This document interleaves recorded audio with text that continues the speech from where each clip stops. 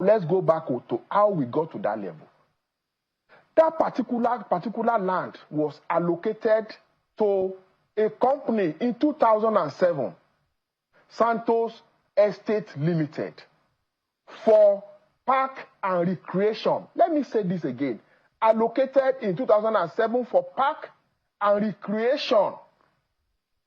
The company did not do anything on the land because that place is a parkway, it's a walkway, it's a road corridor. You don't build there. Then in 2022, the company wrote to the FCTA, the minister, oh, I want approval from you to convert the purpose to commercial. From park to build park. You know what park is, a recreation, not permanent structures.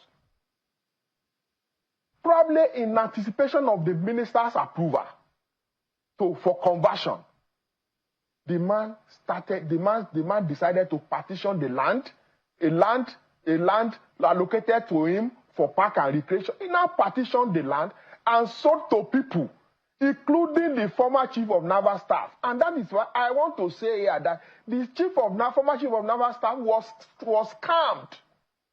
He was scammed. And he has realized that he was scammed. Instead of him to now come out and seek help, he resorted to use military might. Now, in 2022, the minister of FCT declined that request, did not grant the request for change of land use made by that company. That was where it ended. But he had already sold the land to people, probably giving them impression that the land use will change. Wike was not the minister then. In 2022, 2022, Wike was not the minister. Now, after selling land allocated to you for park and recreation, for people to build house, who should the former chief of naval staff go and hold? The person who scammed him or the government? He chose not to hold the person who scammed him, the company who scammed him. Now again, that particular portion has now been redesignated for the purpose of, if you know Abuja very well, you know how Babushi is. That is where you have Ministry of Works, Environment. That portion of the land, that parkway, is for public buildings and corporate buildings, not residential. Meaning that you cannot build residential house there. That is one.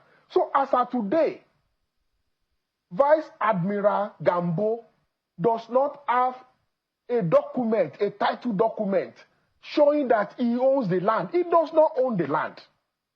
Now, assuming we're not considering that he has title documents and he owns the land, before you begin development of a land, there are processes you must pass through.